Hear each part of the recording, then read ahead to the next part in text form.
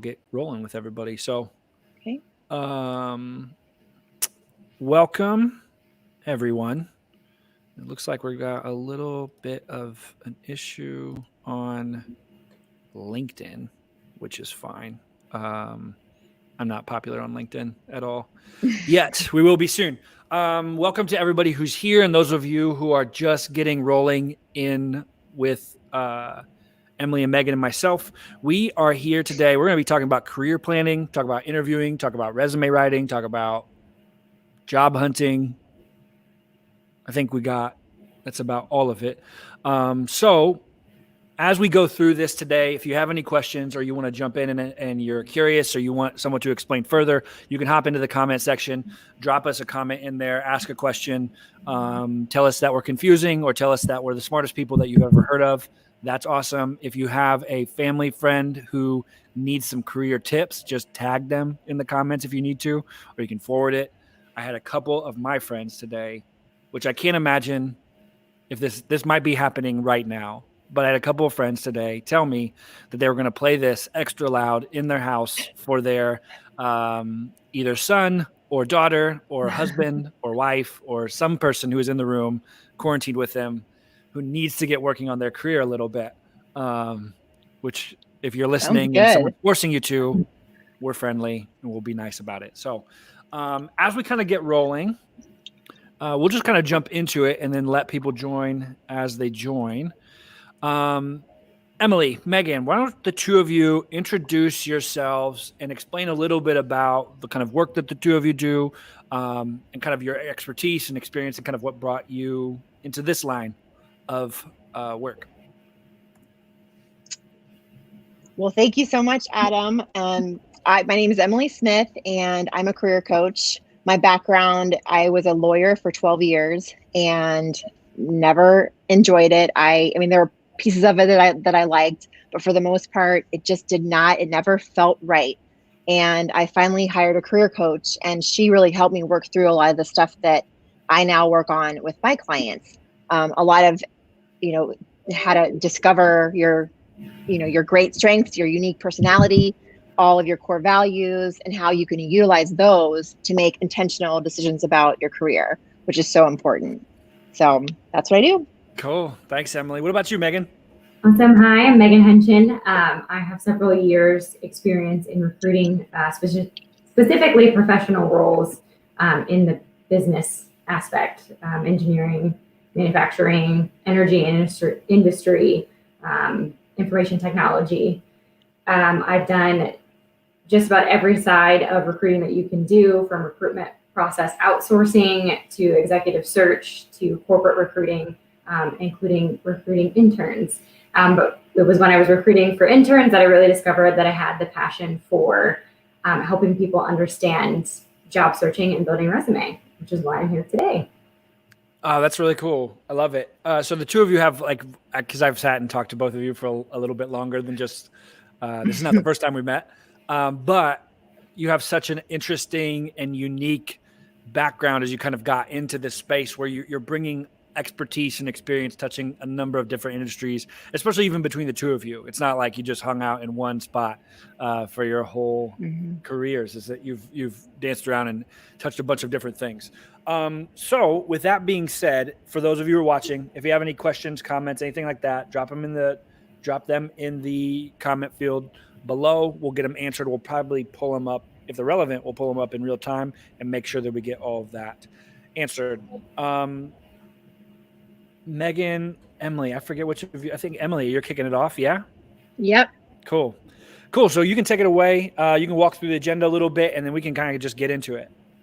Okay. Yeah. So I'm going to talk about how to plan your career, even the long term, when even the short term just seems so uncertain right now. And there are ways to do that. And then Megan's going to talk about the short term, how to search for a job. She's going to talk about resumes and some great tips for writing your resume. And then I'll jump back in and talk about some interview tips. Love it. Yep. So you want to... Oh, there we go. Perfect. I hit it twice. Oh. There we go. So, we're all feeling that uncertainty right now. and there's so much that we just can't control. And, I naturally, even without a pandemic, work with a lot of clients that are in a career transition or maybe contemplating one. And I have found that this framework that I've created can be really helpful, planning for the future, even if you don't yet know what that future might look like. And so I think that's really relevant for this moment. Following this framework can also give you a big sense of control that we're all lacking right now. So I will share the highlights, and I'll do my best to keep it short and sweet. But my objective here is to provide you with some practical tips that you can start implementing right now. Again, even if you're not quite sure what that long-term vision might look like. This stuff will help you in the short term as well as the long term. So starting with the first part, which is the self-awareness on the left side, strengths and your core values, that's probably the most important piece of the work that I'm the most passionate about. Because for me, these were the two components that were missing when I was practicing law. And once I discovered them and was able to harness them and make decisions around my career that were aligned with them, I was so much happier and so much more content. And what I found that, this is true for so many others, when your work is aligned with your strengths and your core values, it's like swimming along with an ocean current. And when you're not able to honor those values and work according to your strengths, it's like swimming against the current. So it's much more difficult. All of your career choices and behaviors, big or small, should be anchored by your strengths and your personality and your values. The more awareness that you have around your natural tendencies, it'll enable you to have more confidence. You'll work smarter. You'll perform better. You'll be able to avoid some of those blind spots that our natural weaknesses can create. You will relate better to your colleagues and your coworkers and your family. I mean, this doesn't just apply to your work life. It's also applicable to just your life in general. I love that. So here's what you can do. Oh, can I ask you, I'm going to throw you off course, which okay. We could talk for a long time about this. Can you talk about some of the ways that this, like in your clients that you're working with one-on-one, where do you see, like, what are some warning signs that maybe your strengths or core values aren't really aligned with the work that you're showing up to do every day, or that maybe your career could use a tweak or a turn? So a couple of clients come to mind. I have one that came to me and she thought that she wanted to make this big career change. She is a financial advisor. She's crushing it. But she's kind of bored. She felt like she's just, she's the expert now. She, is just killing it, and she's just kind of bored. And so she thought maybe that she wanted to go into a management role. And so we decided to go through her core values together. And after she did the core values work, she realized that if she went into a management role, it would be completely contrary to all of her core values, like work-life balance, having a sense of control over what she does, and having that level of expertise. And, so she still had to deal with the fact that she was feeling an imbalance. But what she was able to do was to come up with a plan to honor her core values, some of which had nothing to do with her work, in a different way. And so before she made this huge career change, and she'd kind of already started to make plans in that, along that path, luckily she was able to pull it back, because she thinks that would have been, it would have been a mistake. Another client, she works for a company. She's been there for her whole career. I mean, since she graduated college, and she was just feeling this kind of compulsion to look somewhere else because no one stays at one company for that long, right? And we did the core values work, and she realized that financial stability was literally her number one core value. And she decided to stay where she was because she thought, if I leave, I'm going to lose all my street cred. I'm going to lose, the reputational capital that I've built, and not feel as though she had the same level of financial stability. So those are just a couple of examples. I've got a bunch of them that I could. No, that's really cool. I think it's always interesting of what are those, for someone who's listening, of what are those warning signs? You're like, oh, maybe this is working or not working. So yeah, you can continue on. I was kind of curious. Yeah, I mean, a lot of times people will, what I have found in my work that's kind of a trend, I don't know, it's just, anecdotally, but a lot of times people will come to me wanting to make or thinking that they want a big change. And it turns out after they do the core values work that that's not what they want. And there are a lot of times when people do make a change that's not that, where they haven't done that core values work, and they 6 months down the road, they're back in the same spot where they're feeling stuck or unhappy or, imbalanced or whatever the case may be. So, it can be really important to go through, and it's not hard. I mean, it's not rocket science. It's just, you have to take the time to do it. And with core values, I'm kind of skipping around a bit, but with core values, which, let me back up a minute, core values, that's, your purpose, your own personal definition of success. Yeah. What does a life well lived mean for you? Core values can be really tricky because we often assume that we know what's important to us. And so that's, I think, a lot of times why people, they don't think it's important to work on your core values, but it's not always that simple. And it can be easy. It's so easy to get distracted. And, we might think that we want something like more money or more power in our career or, a leadership role, when we really, at the end of the day, don't want to be in a leadership role. Or maybe we're distracted by the values that are important to other people that we kind of adopt as important to us, but they're really not important to us, like our parents or, spouse or partner or friends or, our boss or whatever. Yeah. So, there are things you can do. One suggestion that's just kind of an easy one that you could do over the next couple of weeks is to pay attention as you're going through your daily life and notice the moments when you feel happy and satisfied. Think through what are the values that you're honoring in those moments. And likewise, if moments when you're feeling unhappy or dissatisfied, what are the values that are being stifled in those moments? And what adjustments can you make? I mean, one of the, an easy example with the time that we're in right now, let's say balance is one of your core values, but because you've had to completely shift overnight, your entire, work life is now from home and you have no structure around your day. And so I have a client who is really having a hard time shutting it off, and balance is really important to her. So we're working through how can she, develop good habits to kind of get that balance back on track. So that's like, even in the diagram that you have pulled up over here, there's some things that you're sort of in this self-discovery mode, like your core values, right? Where you might think you have certain core values and then you're discovering those. On the other side of it, we have execution, which is what you're talking about here is, if balance is something that you find really important, like what are the habits and practices and what are those sort of things? So how do you see those, or walk us through the execution side of this a little bit? So once you kind of have the self-awareness, and I can just real quickly go through the mindset and the skills, but, basically, I mean, mindset is just, it's really, really important to work hard on, and it can help you build confidence, really pay attention to, the mindfulness, whatever mindfulness exercises work for you.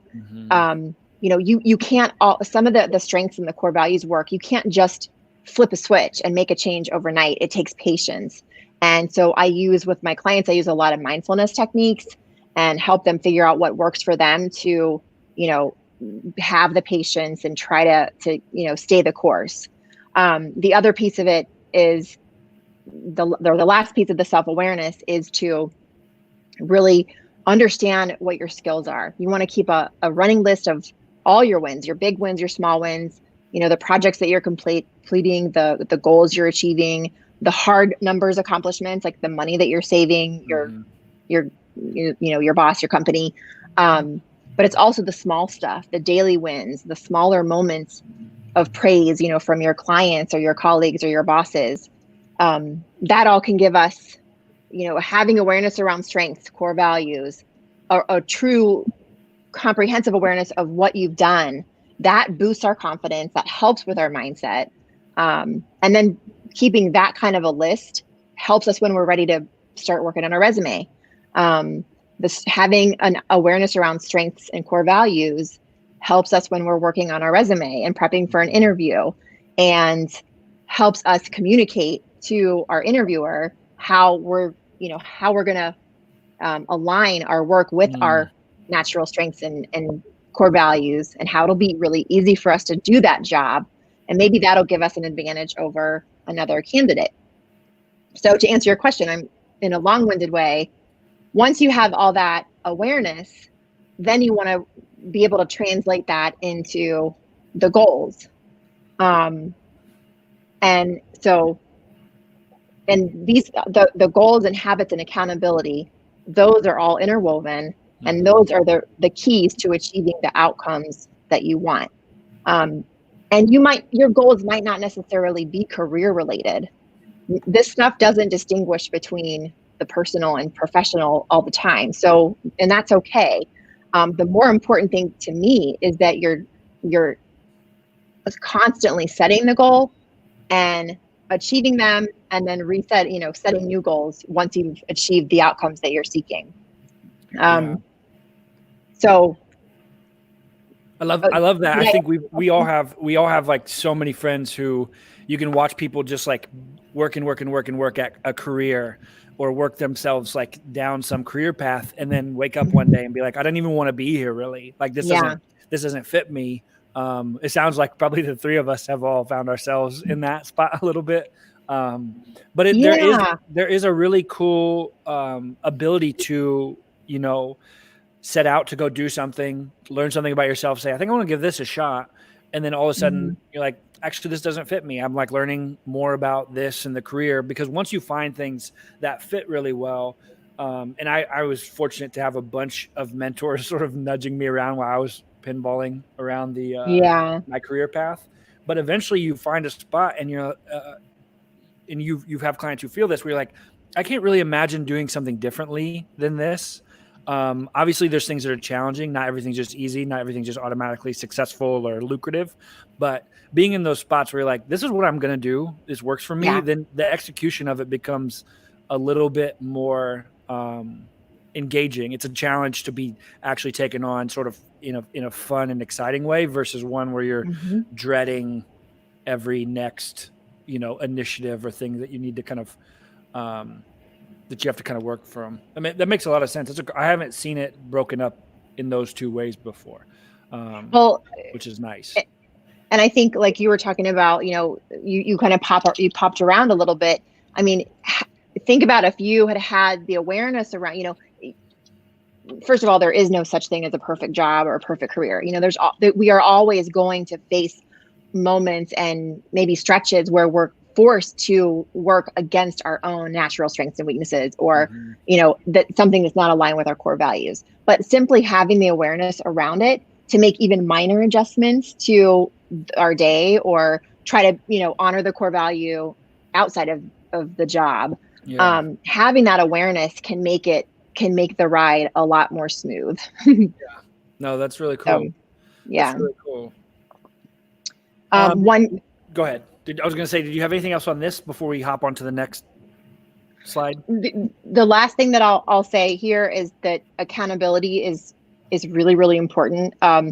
It's like an insurance policy. I would just, whatever goal you're setting, and these good habits that you're developing in support of them, you always want to make sure that you're, engaging an accountability partner, whether that's, a spouse or a friend, or, this like social, the general public through social media. That's a really important piece of it. And I could go on for hours and hours about all these different things, but we're a career coach, which sometimes can be, or a career coach in that spot as well. Yeah, for sure. I would love to talk more about this, but I know we want to get moving to the job searching and resume writing, and interview prep. So yeah, no, I think there's a lot. We'll jump back into some of these things for sure when we get towards the end. Sounds good. Who's up on the job search? Is that Megan? Cool. Megan, walk us through a little bit here. Yeah, and Emily, we're already going to jump back to a lot of the things you said, because I was thinking, like, I hope I don't forget this as we move over, because there's so many good points that work with this. And number one is understand your skill set. So I think a lot of times when we're looking for a job, it is very important to sit back and look through and understand your skill set, and understand that the job description you're looking at, does it actually match your skill set or not? Or is it the step, a step above what you're doing now, so that you have the skills that kind of segue into that job.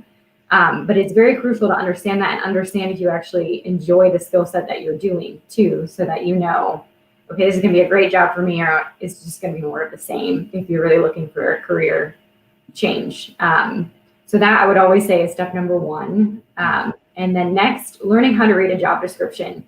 And I will get into that more on the next slide, as far as how a recruiter reads a job description, which is really going to go into how you read a job description. But again, you can't read it properly if you don't understand your skill set to know, if you're reading it and you don't understand anything that's on there, you probably don't have the skill set to do it.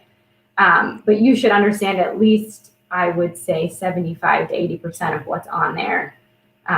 If there's a little bit, that's fine. Everybody, I think, can learn, but you definitely need to know what's going on. The easiest thing you can do when you're job searching, and I'm always a little bit surprised, this is not more well known, but you can set up job alerts just about everywhere, including LinkedIn. And what that is if, again, you understand your skill set, you can put some of those buzzwords, which we'll talk about in a little bit. You can basically create an algorithm that sends you an email as often as you want. It can be every day, it can be once a week, it can be once a month. Sometimes you can even target companies. So a lot of companies, you can go on their website, put in the type of position, the buzzwords that you want, and they even will send you an email if they have a position that comes available. So that's an easy way for the searching part, where instead of using all of your energy on looking for available jobs, they're coming straight to your inbox. So I always find those super helpful, and I would encourage to set them up everywhere that you're possibly interested in getting a job. Be selective. So again, going back to that skill set, if there's a skill set that you love, it is worth, I think, being selective.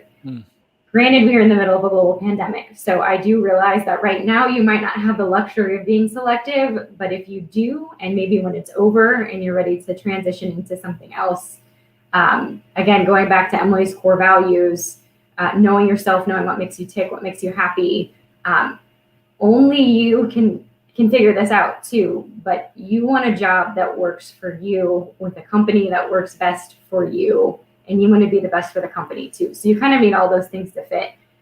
So I always think it's worth it to make sure that you're figuring those things out before you dive headfirst into a position. So again, I really think it's very important to be incredibly selective about not only the position, but the company as well. And definitely worth understanding yourself in order to be able to be successfully selective. With that, I think LinkedIn is actually underutilized as far as job searching goes. And I have found that when I'm out there looking to see what's open, I seem to find the most quality on LinkedIn. I remember graduating from college and putting my resume on Monster and Career Builder and getting all sorts of positions that I did not know what they were. I'm sure I was qualified because I had no experience at that point, but they were not at all what I was looking for. Granted, I think a lot of that has changed over the years as technology has changed. But LinkedIn is where all of the professionals typically are. With that, as a recruiter, I utilize LinkedIn all the time. I think that's one of the things that I found so many of my friends who are like hunting for jobs across is I have a good friend who was in the middle of career transition, had some development programming skills, and went through and just updated all of his stuff on LinkedIn. And I think he must have like hit recruiter's algorithm of some kind, because his inbox was just flooded with, like, I think he said there was like 6 different people who were all hit him up via his messages on LinkedIn. It was like, hey, we want to talk to you about this. Right. So I think there's some of that is, utilizing LinkedIn, not just like putting your name on it and logging in, but actually probably thinking of it a little bit like it's a search engine and making sure that you have the relevant skills and things like that. It can be huge. It's amazing. Like you said, it sometimes is amazing to me how few people take advantage of that space. Probably because it's not cool the same way that everybody thinks of other networks, but it's powerful. Yeah, I think you think of like Indeed and you think of a job searching engine, but you think of LinkedIn as like the professional Facebook. Right. But it is actually a job searching engine. And I would recommend, I got a recommendation and then also just an explanation of, you're absolutely right on the algorithms. What you put on your LinkedIn, which again, when we talk about buzzwords and resumes on the next slide, it'll be the same thing for LinkedIn. But what you put on LinkedIn can ping a specific buzzword that a recruiter is looking for and then pull you when they're searching up to the top. And then I usually recommend that you apply for the job first. But if you happen to see a recruiter, I never recommend, like, I'm trying to figure out the right words to say this. I don't recommend bugging them, so to speak, where you're writing them messages all the time, but at least just pop in and say, hi, hi, my name's Megan. I just applied for your administrative assistant position. Wanted to introduce myself and just let you know that I'm here, I'm available, I'm really interested. Something of that sort, just so that there's a little bit of effort there, but then leave them alone. Because they can work both ways. But it's a more personal way to get to know somebody within the organization. And just, again, a little extra touch to let them know I'm really, really interested. So, and I don't think that's thought of a lot either, but there's a lot. Yeah, it seems as if people tend to either go one direction with, and as a person who receives a lot of resumes, people are either like way over eager or they are disappear fully. And both of those are not that useful to what I'm doing. But just that, continually staying in touch is awesome. Yeah. Do you want to get into some resume writing? Let me touch base real quick on the application. Oh yeah, cool. Just because there's a couple of them. And then, we'll jump right into the resume writing. But there are 2 application questions that I always get. And the first is going to kind of go back to the be selective. I think every single person I've ever worked with has asked me, what do I do about the salary range on the application? Which is tough. I think whenever I've applied for a job, I keep it between about a $5,000 to $10,000 range, which I think 10,000 is not 5 to 10, between like 40 to 50 or, between that range, so that it's not a super large range. But what I always want people to remember too, again, about the being selective, you want the job for you, you want the company for you. Are you willing to take less to make that happen? So if that's a yes, then I would put less than what you're currently making. If not, then I would put at least what you're currently making. I think most recruiters know that it's negotiable, but they also don't want to waste your time or theirs. So if you're saying you want to make 100K and this job is 40K, I don't think either one of you actually want to have a conversation per se. No, that's a really, really, a huge discrepancy.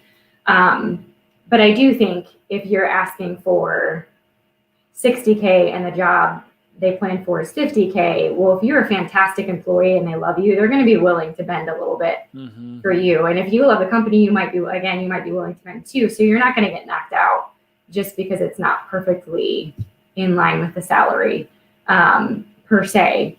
So I wouldn't discourage anyone from not applying for position because I think it would be lower or higher, but I also think it's worth,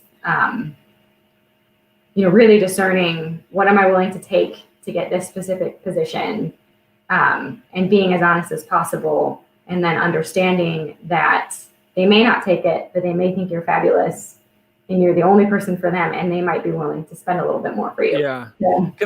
Emily, I want to ask you a question just kind of about that salary conversation.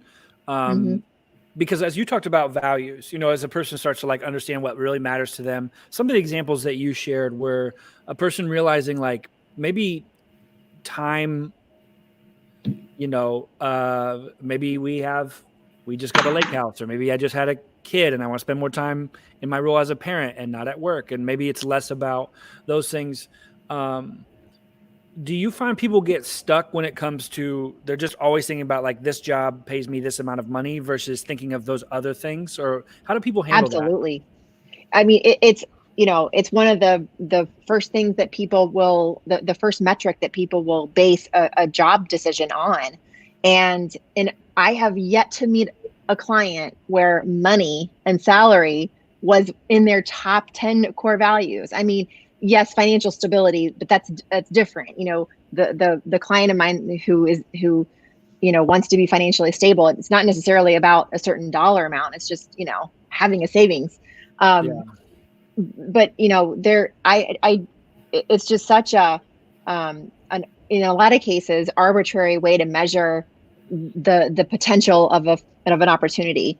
I truly think that, and though it's designed for that. I mean, the job applications always require you to think about it, and obviously we have financial realities. We have obligations, so it's going to be obviously part of the conversation. But in terms of being willing to compromise on it, having a good understanding of your core values can be really important for those to weigh those decisions. Yeah, especially if you come to a spot where I watch this in this, the small business community is usually pretty terrible at hiring in general, or just confused about it, at least because they're just not doing it at the same scale. But I watch so many people. We have clients I've watched business owners put out job applications saying they are offering something at some certain salary. And for a lot of entry level or small businesses, that salary ends up being pretty low, relatively, for the comparable role at a larger company. And they'll often be met with somebody who's very, very eager to work in a small business or to change scenery or to be part of a small team. And they're like, oh, they used to make this. And they sort of will almost exclude themselves. And I'm always on the other end of it, sort of playing the other side of the spectrum for what you just said, Emily, where I'm talking to business owners saying you have a lot of stuff to offer the people working from you, aside from a big salary. You might have really interesting and engaging work that feels like it's part of their community and neighborhood, which is not something they get out of their other job. Like maybe you can be more flexible with bring your kid into work or what, it depends on what this role is, but there's a lot of that there. And so I think if you're a business owner, you're somebody who pays attention to the Wonder Jam's other stuff, be thinking about this on the other side of things, of what is there for you to offer, what incentives can you use to attract people to come and work for you.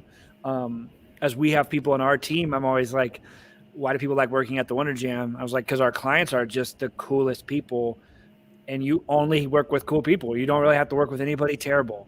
And that's the promise that we offer. And that's enough for a lot of people, for them to be forgiving or have wiggle room in other things that might not be as valuable to them. So, no, that's cool. That salary question, we could probably just talk about salary for a very long time. So, Megan, I'll let you get to the other FAQs you had. Sure. Yeah. And I do think, again, being selective with the salary, the main thing, people are just scared they're going to not be looked at for a position because of the salary range. Again, if you're not willing to take the salary, then it's not really worth the position anyway. So I think that's the key, is just the mindset behind it rather than the actual doing it. And then the other thing that I'm always asked about is cover letters, which my husband knows that I'm not a huge fan of cover letters. I did not really, everything I always needed when I was looking was in the resume, for each job. But I did just have a friend today tell me that she loves putting together cover letters. So, and I do think it depends on the recruiter. For me, what I think cover letters are best suited for is if there's something that is showing some sort of gap on your resume or something that just can't be seen, you can go in and kind of explain that in a cover letter briefly. So that maybe, and that would be one time that I would look at it. I'll look at your resume and be like, man, something doesn't seem right. Let me go look at the cover letter and see what I'm missing. So often, though, we're taught on a cover letter just to state who I am. I'd really love to have a job at your company. thanks for considering me. And that's sort of the end. And that's the part of the cover letter that I just never understood and didn't like.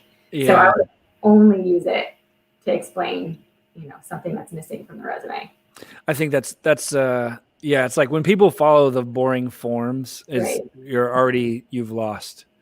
No, that's really cool. Let's jump into some resume writings, do's and don'ts. There we go. Perfect. There we go. So I'll try to go through this somewhat quickly, but again, I was talking about reading like a recruiter. So I don't think there's a couple of things. Most people don't realize that, especially at a large corporation, recruiters are probably, they're not recruiting for just one job. They're usually recruiting from, 10 is even kind of low. Typically my colleagues and I were looking between as low as 20 and up to like 80 jobs at a time. Wow. One person, right? And again, that's a large corporation. Some of the smaller corporations are going to be doing a little bit less.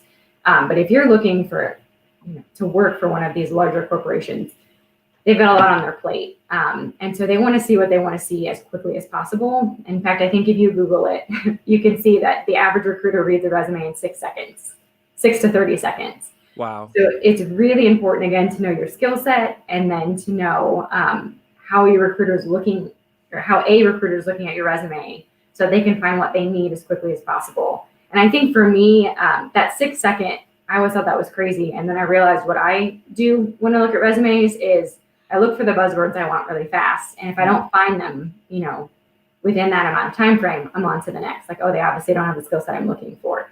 If I see one buzzword, that's all it takes, I'll keep reading through. So can you give some examples of what those might be for like some of the jobs you've looked at? What the buzzwords might be? Yeah. Spell some out for us. And part of that, when you're looking, and I wish I should have just found a random job description, but when you're looking at a job description, and again, if you know your skill set well, something might completely jump out at you and you'll go, oh, okay, I know how to do that. Trying to think of something really easy, like budgeting. If this job requires you to budget, a lot of jobs require you to know how to use a budget. But if that word is at the top of that job description, take that word, make sure it's at the top of your resume. And so as not fun as that is, you should be tailoring your resume every single time that you apply for a position, because each job description is going to be a little bit different, even though it's the same skill set. So again, a lot of work, but if you want the recruiter to see what they want to see immediately, you're going to find those buzzwords and do that.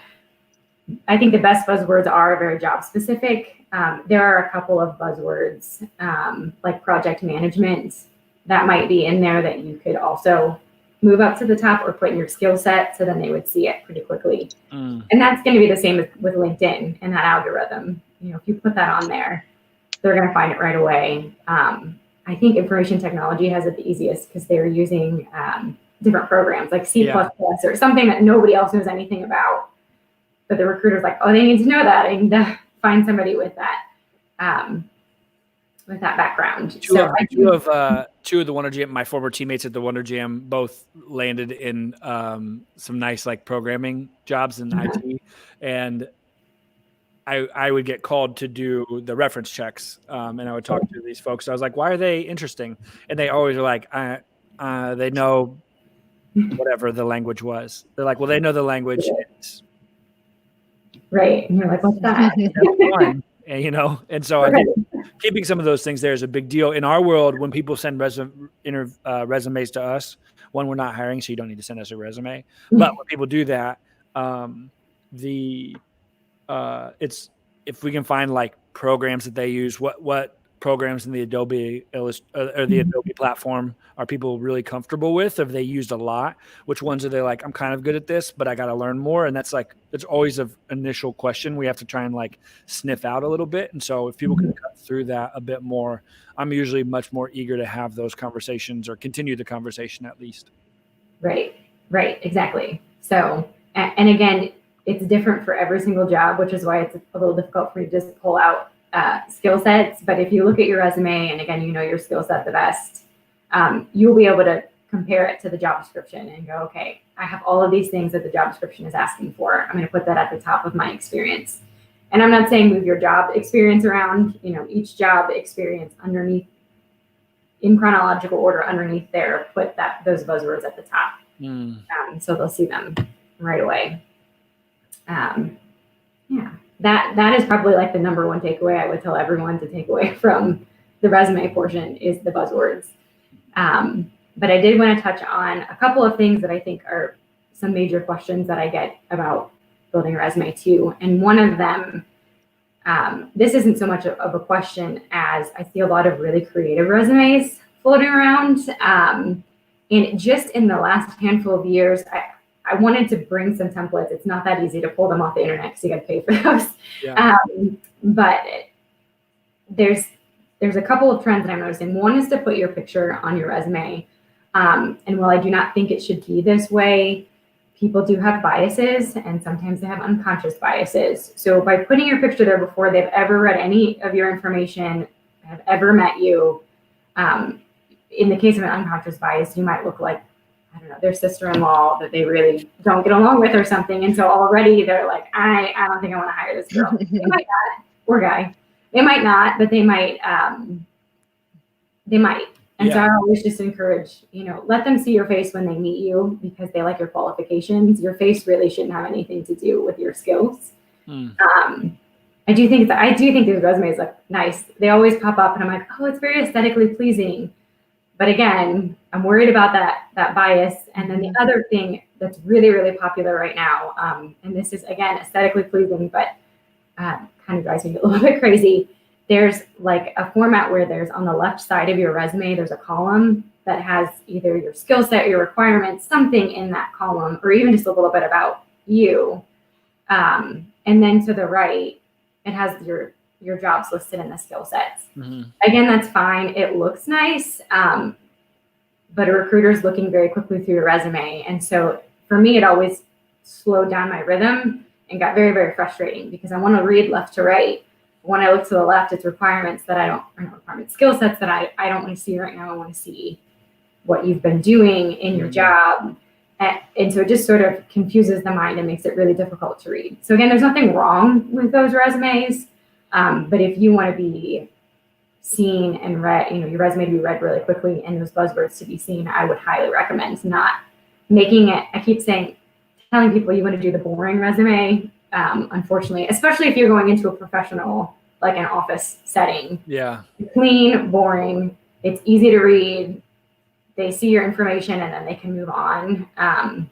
If it's more of a design, that might change a little bit. But for a lot of roles, clean is better, unfortunately. Cool. Yeah. So, and then number of pages. I know when I was in college, I was taught 1-page resume only. That's not true. I wouldn't do 20 pages necessarily. Again, I think CVs are a little bit longer if you're in education or maybe even medical. But as far as if you're going into one of those business professional roles, 1 page is probably not enough, depending on what you've worked on, unless you're right out of college. But 1 page is usually not enough to get everybody's information. So if you go to 2 or 3, it's not a big deal. So I do think people still get freaked out about that. And so I've had to tell a couple of people, it's okay. You'll be fine. You can go over that 1 page. And then real quick, last thing I wanted to touch on as far as resume writing is leaving gaps or room for questions. And one example that I can think of off the top of my head, really, really, really great person, really, really talented. They had their resume written and it was in chronological order, and then out of nowhere at the end of the resume, it just said early work. And that was it. And it had listed, I think, contract work, which is totally fine. I figured out what they were saying. But I started thinking, and again, I knew this person, so I was helping them with their resume, but I started to think through, if I was a recruiter and I saw that, I would be like, what in the world were they doing early in the career? What does that mean? Did they just not have a job? And so while it really wasn't a flaw in their background, it kind of came across funky. Again, a cover letter might have been able to explain that too. Early in my career, I was doing this. But we talked about it and ended up changing it to just say contract work and then listing it and when it was completed so that it didn't look suspicious to anybody, because you just never know what people are thinking. So again, this is somewhat of understanding the industry you're in and the skill set, but it's always worth looking over the resume and trying to think like what kind of questions could come up from this. Yeah, it seems like people, and this is true in all sorts of marketing and communication, is you're because we just found like some of Allie and my old resumes, which was hilarious. But I should have thrown them into this. That would have been very funny. But you want to communicate something. You're like, I had that job. It's sort of like I can in my head understand how it would be useful, or there's a way for me to think of how to tell this story in a way that makes it a perfect match for whatever this job is. And I think really it's like taking off that, putting on the hat of the person who's reading it, whether that's a recruiter or the person who's scanning 200 of these, and they're really looking for, do you have like 5 check boxes that I can move you into a further review or to the next round or have a conversation? And so I think you've got to like just really, and I think one of the things I keep hearing you say is there's this benefit to just understand what the people are looking for. What are they up to? Let's jump into, so then in the next bit we want to talk through some interview tips and tricks. So let's jump into that quick. And Megan, is this you? Emily, this is Emily. Beautiful. Back to me. Cool. Yeah. And I'll go through these pretty quickly, but I'm always kind of floored at how often people just decide to wing an interview. And it's just such a missed opportunity because there are so many things that you can do to prep and, just enhance your chance to get the job. And so the first thing is to make sure you have all your materials. You want to have the job description, and this is all stuff that you're doing before in preparation for the interview. Hopefully, you've got a couple weeks of time to do all this, but make sure you have, your updated resume, your any work product or, portfolio that you're going to show. Do your research. Make sure that you are, you're doing LinkedIn research on your interviewers, or go to the company website and read their bios. You want to make sure you know as much about the company as you can possibly know. There's so much available publicly, about companies, both private and public. If it's a public company, you can access all their financials, watch their investor presentations. There's so much available. And you could go overboard, but you can really learn a lot about a company culture by reading their investor presentations or their SEC filings. But all obviously look at their social, just, that way you can get a sense of what this company is all about. Prep answers to questions that are common that you're going to get. What are your top 3 strengths? Have your personality assessment handy so that you can, use the good nuggets that you can pull from that document to boast about yourself and talk about how awesome you are. This is something I actually learned. One of the things I learned as a lawyer when I was arguing a case, you want to always have 3 themes that you can come back to in case you go down a rabbit hole or some sort of tangent, which it's going to happen. If you can, tell a cohesive narrative and always come back to those top 3 things, the most important reasons why you're the best person for this job, you'll come off as more professional. And it'll like I said, it'll just be a more cohesive presentation. Make sure that all of your work product and, how you're going to get that stuff into the interviewer's hands, especially now. Ask if you can send it ahead of time. Have it all, polished and ready to go. If you can't, and you want to be able to share it, on the screen, make sure you have a list of questions. This is your opportunity to interview them. They are not just interviewing you. So you want to make sure you have a list of questions to ask. It's also nice to have a list of questions so that you can, maybe avoid some of the awkward pauses, which are completely natural and fine. But it gives you a chance to kind of take a moment and say, let me look at my list of questions here and see if I've missed anything. And then you can collect your thoughts.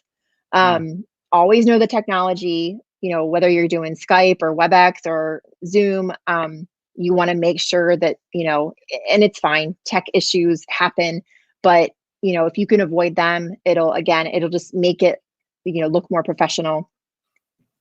always take a quick look at your social and just make sure that you know what is being conveyed. Make sure it's all consistent with the brand that you're trying to convey to the interviewer.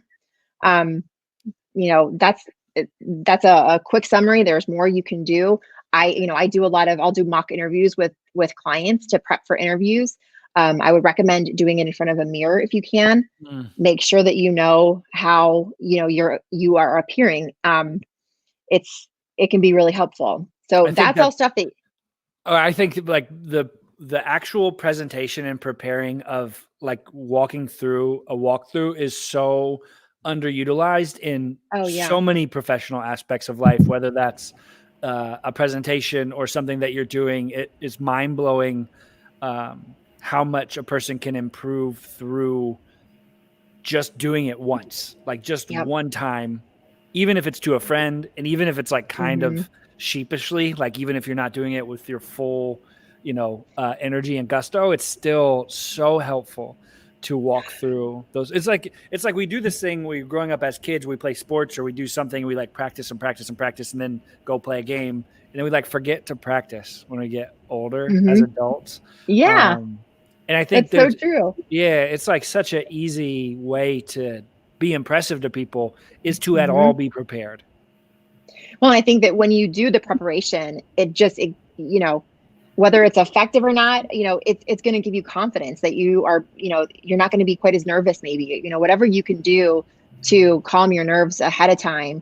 And in a lot of cases, doing this type of preparation, you'll come across as just more polished, more put together, and you'll have more knowledge, and you'll be able to better relate to your interviewers, hopefully. Yeah, no, I really love what you had put together for the before. It actually really mimics a thing at the Wonder Jam that we're working on as we started to like formalize our presenting our work meetings. Before those. And it was, there's so much of that's useful in these settings as it is in our world as well.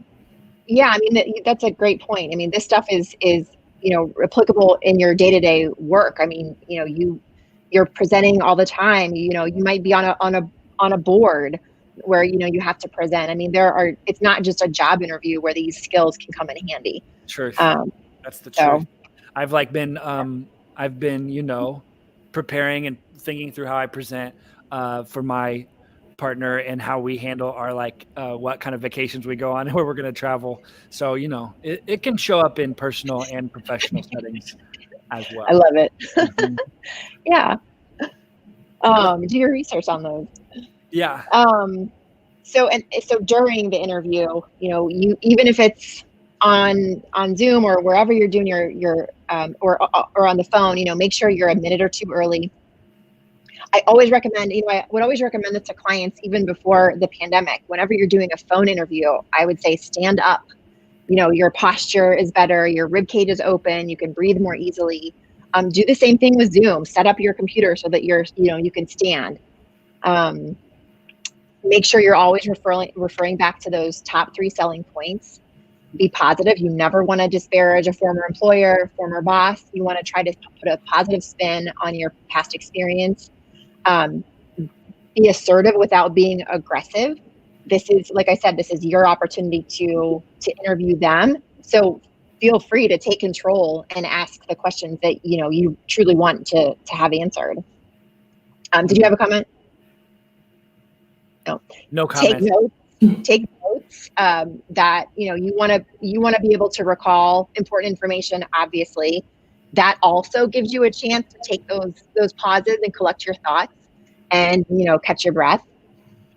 Always ask about next steps. It's a good way to kind of wrap up the conversation. Always expect the unexpected. You never know when you're going to get one of those random weird questions.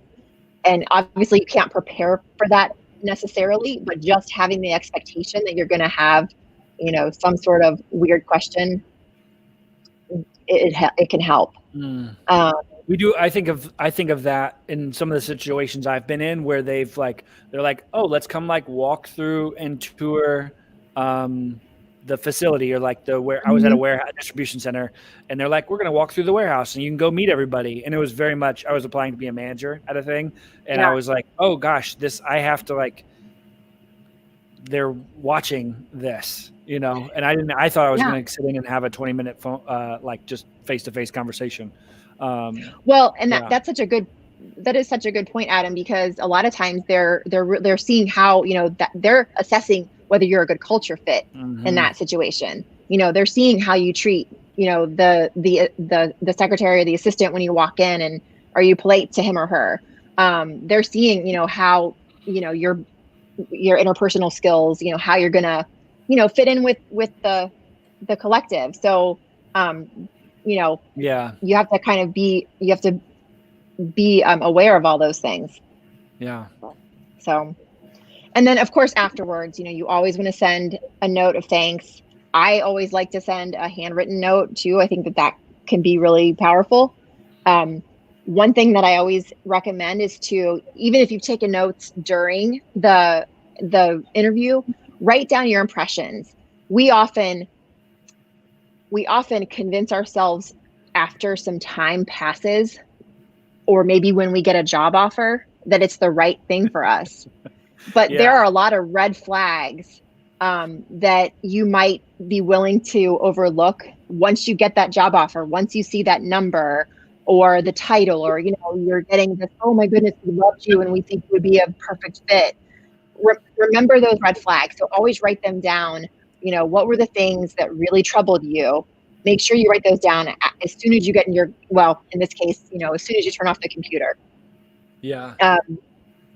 Always, send a LinkedIn request to your interviewers. Don't be afraid to follow up. I wouldn't, like you said, you don't want to disappear. A week after is a good rule of thumb. If you haven't heard anything after 1 week, I wouldn't be nervous. They're probably sifting through, the applications. 2-3 weeks, that's probably more problematic, but a 1 week follow-up is usually my recommendation. Those are just sort of some broad brush interview tips, and I'm happy to answer any other questions. No, I think that's really cool. I think it's so interesting. I mean, you start off at the beginning of this talking just about, we talk about these sort of at a broad level, like understanding what do you really want, what's important to you, and then you get into, we get all the way into how quickly is too quickly to send a follow-up email or connection or conversation. And I think it's a wild, navigating a career and getting a job and applying for someplace and trying to fit in with someplace. We spend like a ton of time, it's a lot, it's a big connection, investment, whatever. And sometimes it's like we get tricked into thinking that it should just be almost thoughtless, like it should just happen. But in reality, I think the best way that these all work out is that they just like all relationships, right? It's like we take a little bit, we like listen and learn and adjust and adapt to each other. And it's reminding people that they need to do that in this setting as well. I mean, a lot of this for whatever reason, and I have my own theories about it, but it's not intuitive, and it's just people aren't in the habit necessarily of thinking about their core values, and it's like when you think through it, it makes so much sense. But I went 12 years and I didn't know I truly did not have a good understanding of my core values. I didn't know, it wasn't an awareness that I had, that I wasn't utilizing my natural strengths, as opposed to, trying to amplify my weaknesses or improve upon my weaknesses. So, no, I think that's, I love it. I was excited to get the two of you here today to share, because I know I graduated college straight into the last recession when things were awesome. I graduated and it was awesome. And then like in 5 minutes, it was not awesome. So it was like this moment where you feel like the rug is pulled out from underneath of you professionally. And that's like what is happening even to people who still have jobs and their companies seem like whatever. It's different. It's just so different. And understanding understanding those things. A lot of people have I was excited to get you both here because I think people have a real opportunity right now to find something that fits a bit better. Because often when things are in chaos, you get a little bit more in tune with what's comfortable, uncomfortable, what might feel like, your actual non-negotiables. Yeah, I mean, there's nothing like a pandemic to, force you to reckon with that stuff, right? I mean, it does. There is something about it that this time that's so hard, but I think there is a lot of opportunity there, like you say. Yeah. We're going to take some questions real quick, just for fun. I had a couple of folks who messaged me, were like, ask this. But we also had this person on Facebook, Dana, who I'm familiar with because she's Dana, you don't have to update your resume. It's fine. So, but Dana asked, do you have any advice for someone who wants to change careers, but feels like they have a limited skill set? So maybe they have a skill set that they've developed in their career thus far, but they're looking to change something else or get into a different industry. What have you seen? I'd love to hear from both of you on this one. Go ahead, Megan. Okay. So I have a couple of thoughts on this. And so one of those is if you're working for a company and they've, it's a large enough company that they've got maybe an area that you're interested in, it's always a good idea to get to know maybe the people over there, start understanding how your skill set. I think a lot of times people don't think they have the skill set at all, and they actually have some of the skills. They just don't realize that that's part of that other job. So understanding that difference to be able to sell yourself then when an opening becomes available. And then of course, again, if you're in that same company, they know you, which is always, networking is helpful regardless. So that could be another option, is there's always networking events. So if it's a completely different skill set, again, than what you have, you could always go to a networking event, start to know people, start to understand what they went through to get where they are. I actually had firsthand experience in, I wanted to get a job with a company. I was in a completely different field than what I enjoy doing. At the time, I had taken a little bit of a break. Life had moved me and my husband elsewhere. So I was working in a different job because that's what I had at the time. So we might all be in this position here pretty soon once things start lifting. Yeah. But I wanted to work for this company. And so the job that I got was sitting at the front desk. And they had told me in the interview that their goal from people at front desk was just to get to know the company and then move up in, to some of these other roles, which obviously I liked hearing that. But they told me I had to be there for 6 months. And what I did was sit at the front desk, and they rotated you different buildings. I sat at the front desk and I said hello to everyone, which apparently nobody else did when they sat at those places. So that already caught their attention. But then I just told everyone what I wanted to do. This is why I'm here. This is my background. This is what I want to do. And I'm trying to think how long. I think I was in that role for 4 or 5 months before somebody said, hey, this is the manager of the recruiting department. You should get to know him. And then he sent me an email and said, hey, we're going to have an opening. You should consider applying. I'll do the back work with your boss now to ask if it's okay. And you went through the proper channels. But my point is sometimes it actually looks like taking a job that you aren't necessarily interested in and using that as your opportunity to move over into that other position. Yeah, that's true. Those connections, I think that's one of the things that I've seen and has been reiterated amidst this pandemic has been the network might be the strongest asset. And if you don't have one somewhere and you would like to make one somewhere, you might just need to figure out how to get in the room. I think of one of sometimes for us, for clients that we had, came from me going and sitting at a coffee shop for way too long. And then the owner being like, what are you doing? And I was like, oh, I'm helping this author. They're like, I want to write a book. And we just sit and talk for a while, so but it starts, you don't know what the network is going to do for you. So building that's a big deal. What about you, Emily? What would you say for somebody who it's totally off, or they're looking to change industries, or what? Well, how do you tackle that? Well, I would, of course, start with strengths and personality and core values. But I would ask them questions about what do they want their life to look like down the road? Where do they, if they envision their future, they might not have, an understanding of what their long-term career goals are or what exactly they want to be doing. But what does that look like? Who are they surrounded by? where do they live? What kind of lifestyle do they want? And then that is one way to set some goals that are, you're still going to make intentional decisions about your career in support of them, but they're not, the career goal isn't the end outcome that you're seeking. As far as, increasing your skill set, the networking is so important. Find a mentor.